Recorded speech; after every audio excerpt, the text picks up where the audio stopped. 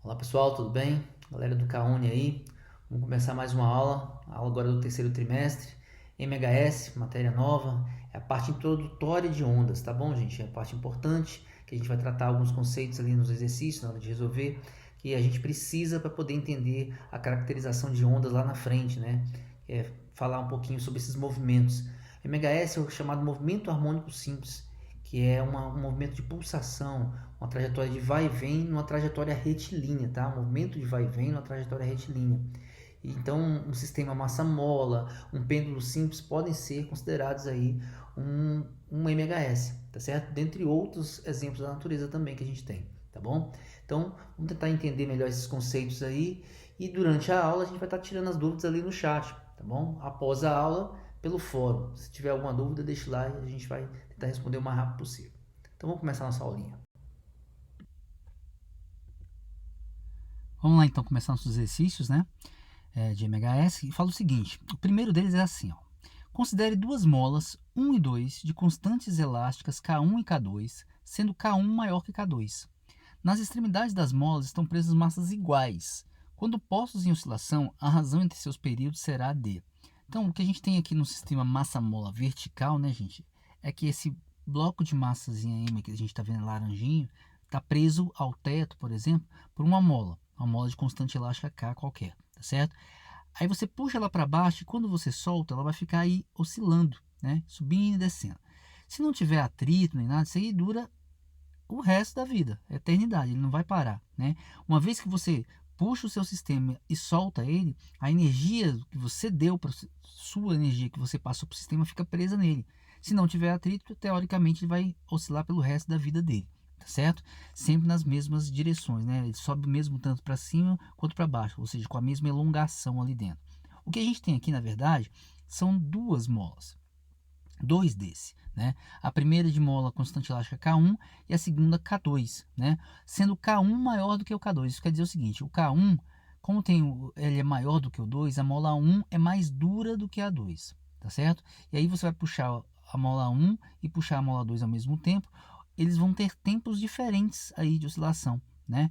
Qual dos dois vai ser mais rápido, qual dos dois vai ser mais lento, né? Como é que a gente lembra qual deles, do que depende o tempo de subida e de descida dele, ou seja, o período depende do K, mas de que maneira? Então a gente tem que lembrar que a expressão que dá o período num sistema massa-mola, seja ele na vertical ou na horizontal, tá gente? Tanto faz, é dado por esse cara aí, ó, que o período seria 2π raiz quadrada de m sobre k. Tudo bem? Essa é a expressão que te dá o tempo em que o sistema, que a massinha vai lá na frente, volta e retorna para a mesma posição, tá certo? Desde que o sistema seja apenas um sistema massa-mola. Tanto faz se na vertical como horizontal, é dado só por isso, ou seja, ele depende somente da massa do corpo e da constante elástica da mola, de mais nada. Tá? Então não depende nem do tanto que você puxou ele para baixo ou para cima. O período é o mesmo desde que você conheça a massa e o casinho aí. Então, por exemplo, da mola 1, eu trocaria, né? Qual é o período da mola 1? Daria 2π raiz quadrada de m sobre K1. Por que m, né? Porque ele falou que eram massas iguais, tá certo?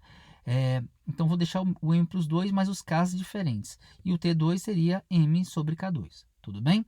Então, o que ele quer?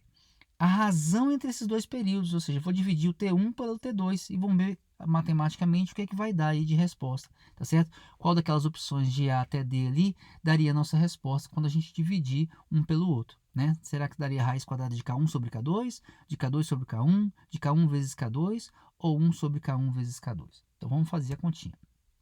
Como é que ficaria assim? T1 sobre T2 seria o período de T1, 2π raiz de m sobre K1, dividido pelo período de T2, que é 2π raiz de m sobre K2, tá certo? De cara aí, a gente já pode cortar os dois π's que estão aí, ó, tá certo? Então ficaria raiz de m sobre K1 dividido por raiz de m sobre K2. Agora, sempre que você tem uma raiz quadrada dividindo outra raiz quadrada, você pode passar tudo para uma raiz só, né, para dentro de uma raiz única. Ficaria uma raiz única de m sobre K1 dividido por m sobre K2. E dentro dessa raiz você tem uma divisão de frações. Então você conserva a primeira e multiplica pelo inverso da segunda. Tá? Nesse caso aí, fazendo essa multiplicação, repare que tem m em cima e m embaixo. Eu posso cortar o m de cima com o m de baixo, ficando com T1 sobre T2, K2 sobre K1. tá certo? Então, a razão entre os períodos do pêndulo 1 com o pêndulo 2 é a raiz quadrada de K2 sobre K1. Portanto, a resposta do nosso exercício ali seria a letra B de bola. Tudo bem? Segundo exercício. A figura mostra um sistema ideal massa-mola apoiado sobre uma superfície horizontal sem atrito. O corpo de massa M é deslocado desde a posição de equilíbrio 0, ali, ou O, né, até a posição menos A e em seguida abandonado. Encontre a somatória das opções corretas. Então você vai pegar lá embaixo na figurinha, né, aquele bloquinho estava na posição O. Você vai, coloca sua força, sua energia, comprime a mola ali na posição menos A e vai soltar. Esse cara vai ficar oscilando entre A menos A, A menos A, A menos A. Como não tem atrito, isso vai durar eternamente, tá bom? Então a ideia é a seguinte: você julgar essas opções que estão falando aí, ó. Por exemplo, a 1, a energia mecânica do corpo no ponto mais A é maior do que a energia no ponto menos A. A energia mecânica do ponto no ponto mais meio de A é 50% potencial e 50% cinética. A energia mecânica do corpo ao passar pela posição de equilíbrio é menor que a energia do ponto mais A ou menos A. Então a gente vai tentar achar quais dessas aí estão corretas, né? Então vamos lá. Vamos fazer a primeira. A energia mecânica do corpo no ponto mais A é maior do que a energia no ponto menos A? Então vamos lembrar. Quando esse cara está ali, ó, no ponto mais A, o que é a energia mecânica dele? Ele está querendo que você calcule a energia mecânica. Energia mecânica, gente, é a energia total do seu sistema, né? E essa energia é dada por já que não tem atrito, né? Essa energia é constante. Então, uma vez colocada sua energia ali dentro, em qualquer ponto que você pegue do trilho, qualquer um mesmo, tá? Ali no zero, no A, no menos A, entre eles, em qualquer posição, a energia mecânica vai ser a mesma.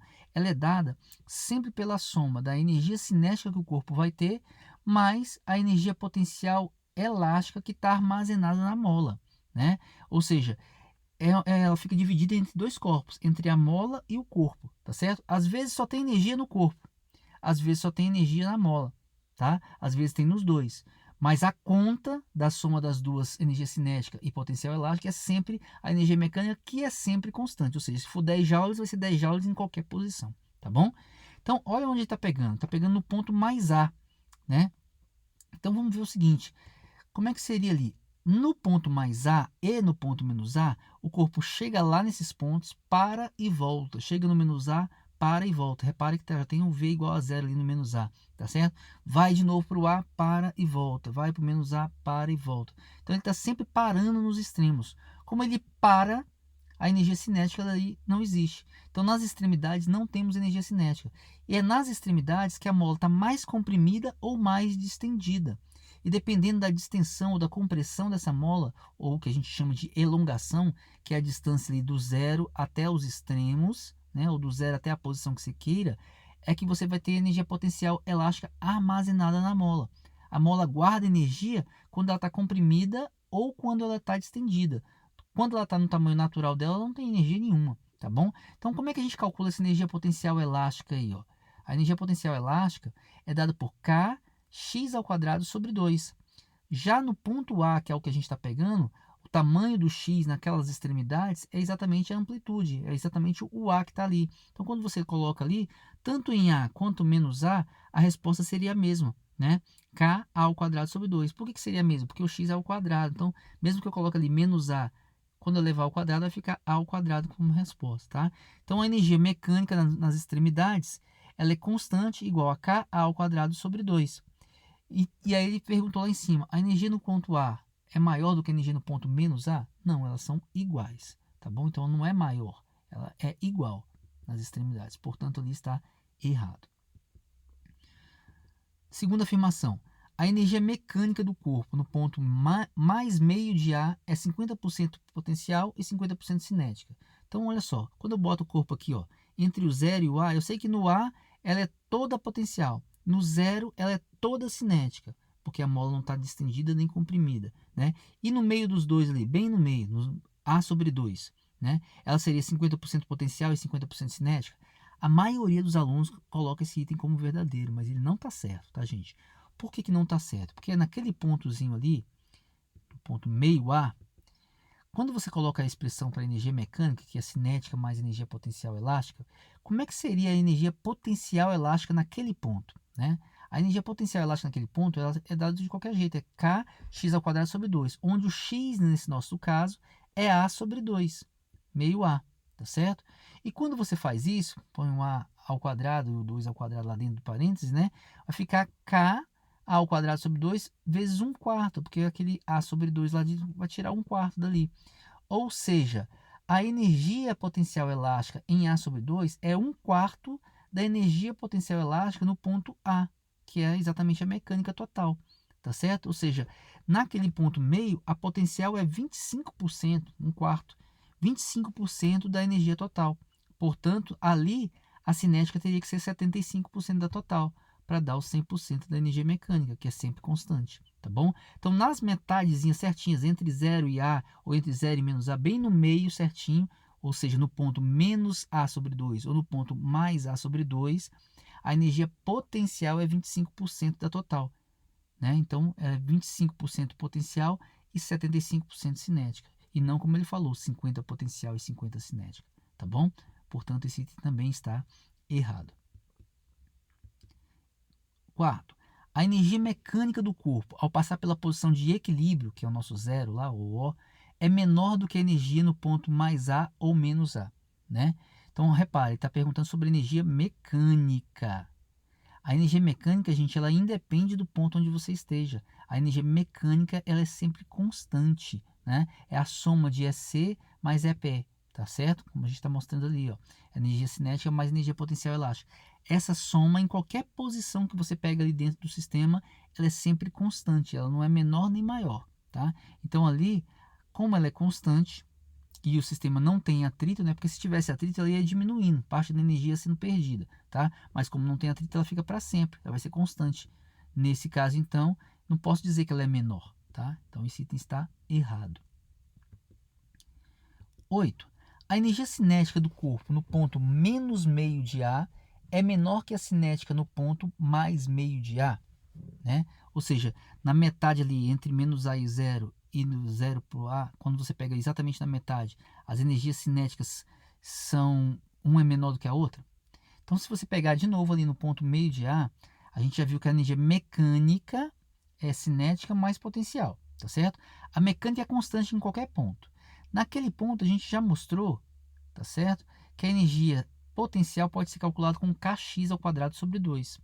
E aí, quando você pega no ponto menos A sobre 2 ou no ponto A sobre 2 e substitui o x por A sobre 2 ou menos A sobre 2, a resposta é a mesma, né? 1/4 de Ka² sobre 2.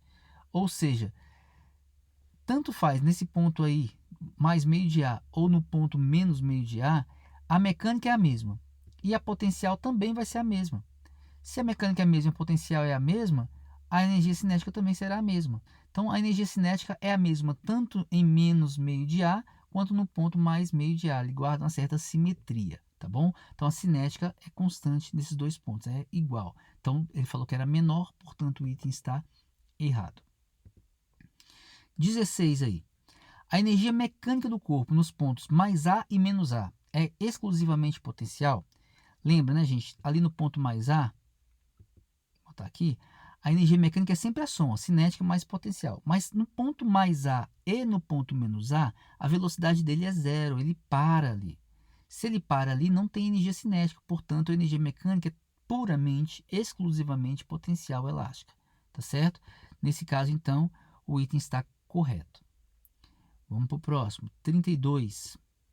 A energia mecânica do corpo, lembra, gente, mecânica é total, tá? Ao passar pela posição de equilíbrio, é exclusivamente cinética. Ou seja, quando o corpo está passando pelo zero, seja indo ou voltando, tá? A energia mecânica aí é só cinética. Como é que você faz isso? Pega naquele ponto e abre. Energia mecânica é cinética mais potencial. Se a gente fosse calcular a potencial, seria energia cinética mais kx² sobre 2. O x é a elongação, é o tanto que a sua mola está esticada ou distendida. E no ponto zero, ela não está nem esticada, nem comprimida, tá certo? Ela está no tamanho natural dela, não tem elongação, que a gente chama. Esse x seria zero. Então, se o x seria zero, todo esse termo aí seria cortado. Portanto, a energia mecânica seria puramente cinética, ou seja, no zero é onde você tem a maior energia cinética, é onde você tem a maior velocidade possível para o corpo, tá bom? Então a energia cinética ali seria máxima. Portanto, esse item ali está certo, ok? Aí, quando você finaliza aqui, lembra que ele está perguntando para a gente encontrar a somatória das opções corretas, né? Todas ali estavam erradas, menos as duas últimas, a de 16 e 32. Então, quando você soma 16 com 32, você tem a resposta do exercício, que é 48. Tudo bem? Vamos lá para a próxima. Um pêndulo simples oscila com um período de 2 segundos. Se cravarmos um pino a uma distância 3L sobre 4 do ponto de suspensão e na vertical que passa por aquele ponto, como mostrado na figura, qual será o novo período do pêndulo? Despreze os atritos e considere os ângulos pequenos, tanto antes quanto depois de atingir o pino. Ou seja, o novo período vai ser de 1,5, 2,7, 3, 4 segundos ou o período não se altera. Então vamos tentar entender duas coisinhas. Um pêndulo simples pode ser considerado um MHS desde que aquele ângulo θzinho lá seja muito pequenininho. Porque se o θ for pequenininho, a trajetória que a bolinha vai fazer ali de ida e volta, ela é quase uma reta, né? Lembrando que o MHS ele tem que ser um movimento de vai e vem ao longo de uma trajetória retilínea, tá certo? Por isso que você pode aproximar isso aí para um MHS, é uma aproximação, tá bom? Mas serve. Então, se não tivesse o pino ali, esse carinha iria para frente e para trás o tempo todo, tá? Ele ficaria oscilando aí, se não tivesse atrito, para sempre. Como a gente falou, já comentou aqui, tá? Mas colocando o pino ali, a corda ao bater no pino, ela vai ficar presa, uma parte dela, e só a outra parte que vai passar a oscilar. Então, isso vai alterar o tempo de ida e volta da bolinha, que é exatamente o que ele quer, né? Qual vai ser o novo período. Então a ideia é que esse pêndulo aí fizesse esse movimento de vai e vem, mas quando você põe o pino, né, ele vai até o centro ali, mas depois só aquele pedacinho é que vai oscilar, tá certo? Então você ali, a gente pode dividir esse movimento em 4, né? A parte 1, que é até ele chegar ali no meio, a parte 2, que ele vai até essa parte que a gente está vendo agora na figura, depois ele volta para o meio de novo, e depois dali para frente, com tamanho total, ele faz o 4 ali, ele parte para a última partezinha e volta para a posição original que ele tinha, tá? Então a gente pode dividir isso em 4 etapas.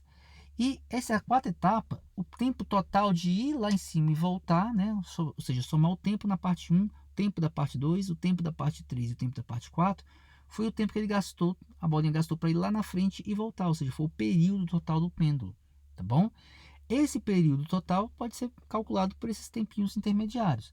Mas, se você pensar o seguinte, que o período de um pêndulo é calculado por 2π raiz quadrada de L sobre G, a gente pode achar esses T1, T2, T3, T4 em função disso, do período total do pêndulo, tá certo? Por exemplo, o nosso T1 aí, pensando no fio inteiro, né? Imagina que não tivesse pino. Ele teria que ir até o meio, depois do meio lá para a outra ponta da esquerda, voltaria para o meio e terminaria de novo ali. Então, seriam essas 4 etapas, todas elas com o mesmo comprimento, se não tivesse o pino, tá certo? Então, o período seria 2π raiz quadrada de L, que é esse comprimento total do fio, sobre G. Esse seria o período total. Como o nosso T1 é só dele ir com esse comprimento inteiro e até a linhazinha pontilhada, e a gente está dividindo isso em 4 pedacinhos, seria só esse 1/4 disso, tá certo? Então eu poderia trocar o T1 por 1/4 do período de um pêndulo grande, período total de um pêndulo desse tamanho, tá certo? Ou seja, 1/4 vezes 2π raiz de L, que é o comprimento do pêndulo, sobre G. Esse seria o T1, tá? Só 1/4 disso.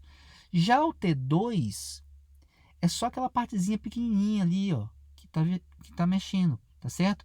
Como o pino foi colocado a 3L sobre 4, o que sobrou de corda para oscilar ali é só L sobre 4, tá certo?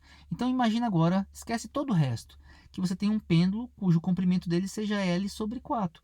O período dele seria 2π raiz quadrada de L sobre 4 sobre G, tá certo? Só que a gente está pegando o período inteiro dele, está pegando só essa partezinha 2, ou seja, só 1/4 do movimento total.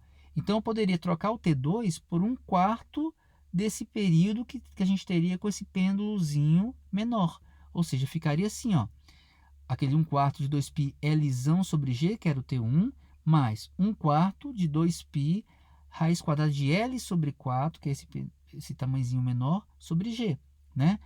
A fase 3 seria ele voltar para a linha pontilhada com um comprimento pequenininho. Então, seria exatamente igual a 2. E a fase 4 seria ele voltar lá para a posição inicial com um comprimentozão completo, grandão, né? O que seria igualzinho à fase 1. Então a gente poderia trocar o sistema assim, ó, que o período total seria 1/4 do movimento com comprimento grande, mais 1/4 do movimento do período de um movimento com comprimentozinho pequeno, mais 1/4 do período do movimento com ele pequenininho de novo, que seria a fase 3, e a fase 4 mais 1/4 de 2π raiz de L sobre G, que é o tamanhozão inteiro. Então são duas partes com ele inteiro, grandão, né, que é a parte 1 e a parte 4, e duas partes com ele só pequenininho, que é a parte 2 e a parte 3. Tá certo? Quando você somar esses tempos todos, aí você tem o tempo total que ele gastou, ou seja, o período total desse pêndulo com o pino ali dentro, tá? Agora a gente vai tentar agrupar isso, já que são 4 termos aí, 2 iguais aos outros, né? 2 pares ali dentro. Então, somando 1/4 com 4, a gente tem 1/2. Então, ficaria 1/2 de um desses aí, do verdinho, e 1/2 do outro ali, que é o vermelhinho, tá certo? Com L sobre 4 e o outro com L só, tá bom? E aí a gente faz o seguinte, esse L sobre 4 que está aí, quando você passa o 4 ali para baixo, fica L sobre 4G, a raiz de 4 é 2. Eu poderia tirar 1/2 dessa raiz. E esse 1/2 multiplicado por aquele 1/2 que está lá do lado de fora, ficaria 1/4. Então, a gente poderia escrever essa mesma expressão assim, 1/2 de 2π raizão de L sobre G, não mexi na primeira parte.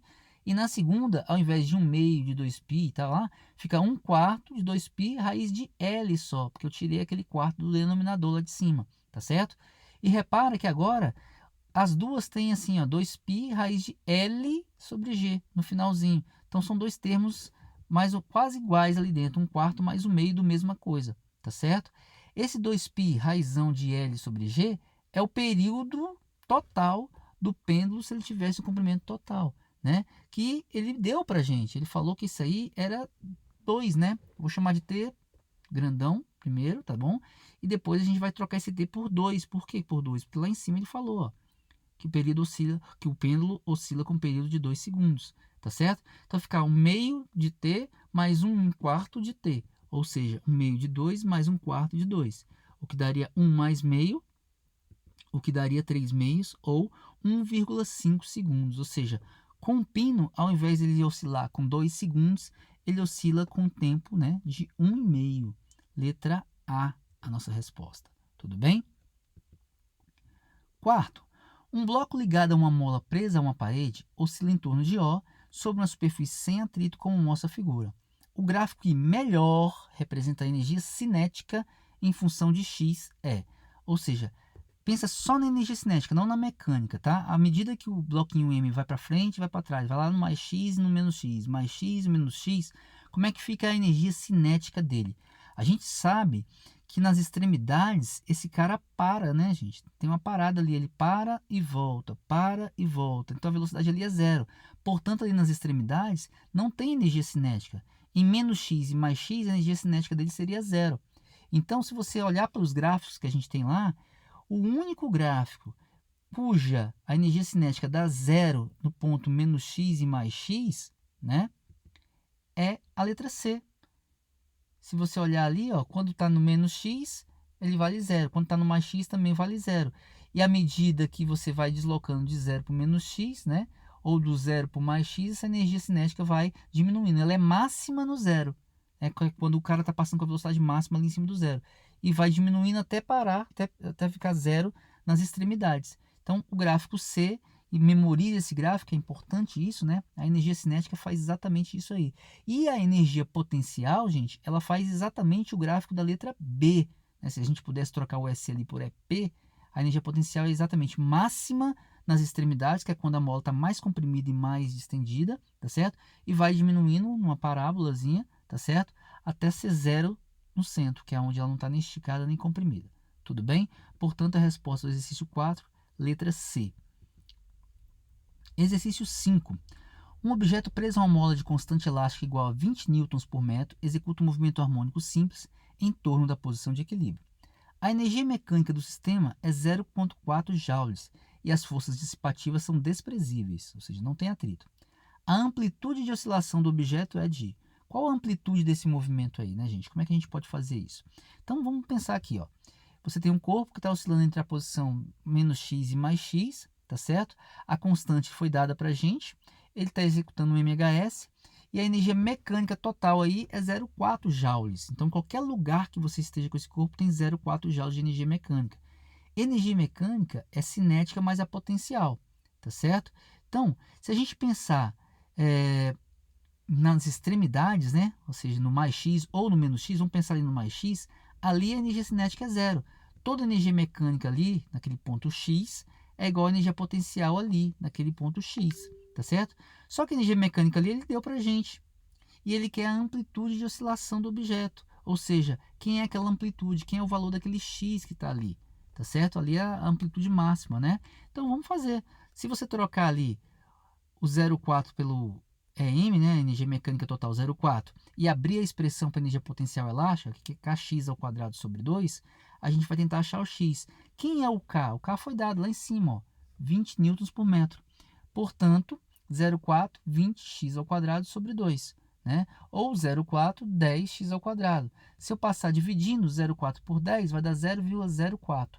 E a raiz de 0,04 é igual a mais ou menos 0,2 metros. Essa é a amplitude de oscilação do objeto, ou 0,2 metros, letra B de bola.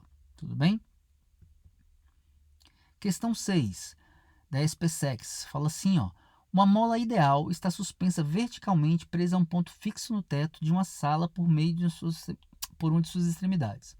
O corpo de massa 80 gramas é preso à extremidade livre da mola e verifica-se que a mola desloca-se para uma nova posição de equilíbrio. O corpo é puxado verticalmente para baixo e abandonado, de modo que o sistema massa-mola passa a executar um movimento harmônico simples.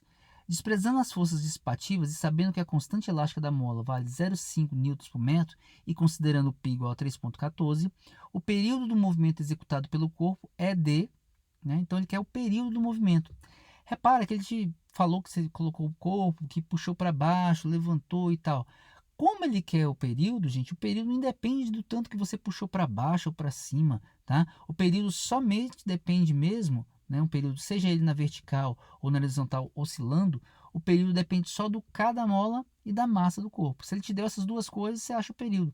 Não interessa se você puxou 10 centímetros e soltou, se puxou 30 centímetros e soltou. O período é o mesmo, tá? Então daria ali, ó, 2π raiz de m sobre K, porque é um sistema massa-mola. Substituindo a massa e o K, a massa foi de 80 gramas, foi dado lá em cima, né? E o K te deu aqui embaixo, 0,5 newtons por metro. Eu fiz questão de colocar as unidades, porque tem muita gente que faz aí do jeito que está, ele sai dividindo, não pode, tá, gente? Tem que tomar cuidado. Se está em newtons, é quilogramas vezes metro por segundo ao quadrado. Então, eu tenho que passar essa massa aí para quilos. Então, 80 gramas, para passar para quilos, a gente multiplica por 10 a menos 3. Então, vai ficar 80 vezes 10 a menos 3 quilos. 0,5 newtons por metro. Agora sim, tá tudo bonitinho, você vai fazer só a conta que está aí, tá bom? Então, vou pegar aquele 0 do 80 e multiplicar pelo 10 a menos 3, ou seja, ficaria 10 a 1 vezes 10 a menos 3, 10 a menos 2, ou seja, ficaria 8 vezes 10 a menos 2 dividido por meio, tá bom? 8 por meio dá 16, então daria 16 vezes 10 a menos 2. E como é um produto, você pode tirar da raiz essas duas coisas. Raiz de 16 é 4, e raiz de 10 a menos 2 é 10 a menos 1, né? Então ficaria 2π, 4 vezes 10 a menos 1, ou 2π vezes 0,4, né? Ou 2 vezes 0,4, que é 0,8 vezes π. Essa é a resposta. Como ele te deu o π, que é 3,14, basta você fazer a conta. 0,8 vezes 3,14. Isso aí daria 2,512, ou 2,512 segundos. Esse é o período do movimento executado pelo corpo. Portanto, letra B de bola, tá bom? Exercício 7, essa é do Enem, ó, de 2017, fala assim: um brinquedo pula-pula, que é uma cama elástica, é composto por uma lona circular flexível, horizontal, presa por molas à sua borda. As crianças brincam pulando sobre ela, alterando e alternando suas formas de energia. Ao pular verticalmente, desprezando o atrito com o ar e os movimentos de rotação do corpo enquanto salta, uma criança realiza um movimento periódico vertical em torno da posição de equilíbrio da lona, que é o H igual a zero, passando pelos pontos de máxima e de mínimas alturas, H máximo e H mínimo, respectivamente.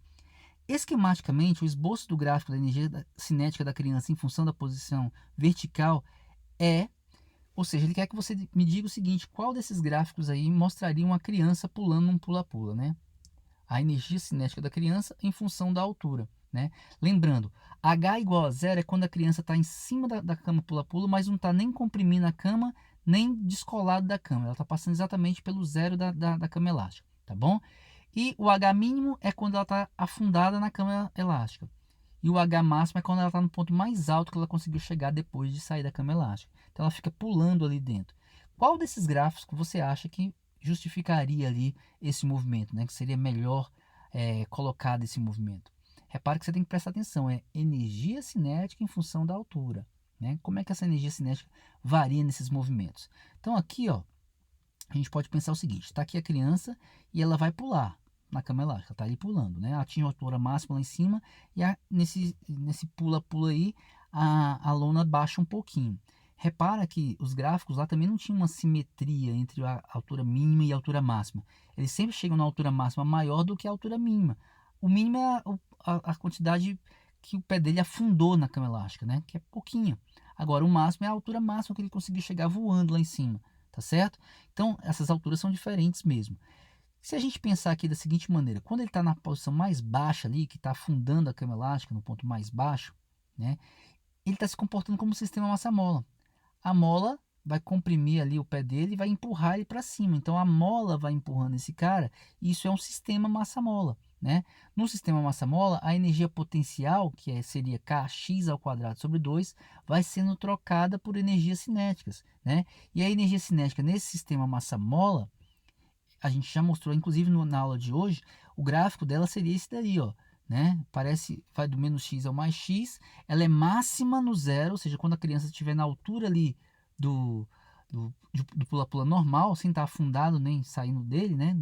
No nível do pula-pula é onde ele vai ter a energia cinética máxima, porque a molinha vai acelerar dele até ali. Dali para frente, ele vai ser deslocado do pula-pula e vai voar, tá certo? Então, é como se você olhasse esse gráfico aí da sua esquerda, né? Da posição menos x até o zero. No menos x, a energia cinética dele é zero, porque ele está parado ali embaixo, é onde ele para, volta, tá certo? Portanto, ali no menos x, a energia cinética é zero, e na hora que ele chega no nível da lonazinha certinha, ali a energia cinética dele é máxima, tá bom? Então, olha só, na hora que ele chega ali, que seria o ponto mais alto ali do gráfico, no zero do gráfico, tá certo? Ou seja, o x da pessoa é zero, e a energia cinética dele ali é máxima. Nessa hora, a energia mecânica, que seria a energia cinética mais potencial, sempre, né? Como não tem atrito, ele vai ser constante, né? E a partir daquele momento que ele começa a voar dali para cima, a energia cinética dele vai diminuindo. Por quê? Porque a gravidade vai começar a frear ele, até ele chegar num ponto mais alto. Então a energia cinética vai diminuindo, e à medida que ele vai subindo, a energia potencial dele vai aumentando. Só que essa potencial aí, como não tem mais mola agora, que ele está só voando ali, é a potencial gravitacional. Essa potencial gravitacional que vai aumentando, ela depende da altura, né? Ou seja, à medida que o menino vai subindo no ponto mais alto lá, a potencial é mgh, tá certo? Então, olha só, a energia mecânica da lona para cima, ela é basicamente a energia potencial gravitacional, mgh, e a cinética, que vai diminuindo à medida que a gravidade vai freando o cara, tá certo? Então a cinética vai diminuindo de acordo com a altura que o menino vai subindo. Quanto mais altura, linearmente mais altura, menos energia cinética ele vai tendo, tá certo? Então, nesse caso, qual dos gráficos aí a gente poderia usar? Repara que o gráfico da letra B, C e D poderia dar resposta para a gente. Por quê? Porque no H mínimo, a energia cinética é zero, né? Então a energia cinética está partindo do zero no H mínimo ali, como a gente está vendo. É onde ele para, então não tem velocidade, tem energia cinética, é o ponto mais baixo na cama elástica, tá certo? E no zero, a energia cinética ali está sendo máxima para eles. É onde está sendo máximo. Então, teoricamente, os três gráficos ali encaixariam para a gente, tá certo? O detalhe maior é que não é linear do zero para o H mínimo, né, gente? Existe uma mola ali. E aí a gente já viu que essa energia cinética ela varia de forma quadrática. Portanto, o gráfico é um pouquinho arredondado, como a gente mostrou anteriormente. Nesse caso, então, seria a letra C. E depois a energia cinética vai diminuindo linearmente com a altura, né? O que acontece ali no gráfico B e no gráfico C. Só não é o B porque na parte inicial ali da altura mínima até o zero, a energia cinética ela é meio curva, ela é quadrática, tá bom? Então, portanto, a resposta seria a letra C. Esse é um exercício do Enem, tá bom? Bem bacaninha também. E a gente acaba por aqui, tá certo? Nossa aulinha, nossa revisão aí de MHS, para a gente entrar em ondas nas próximas aulas, tá bom? Qualquer dúvida você pode deixar lá no chat agora ou colocar no fórum que a gente vai tentar responder o mais rápido possível, tá bom? Um ótimo final de semana para todo mundo. Grande abraço.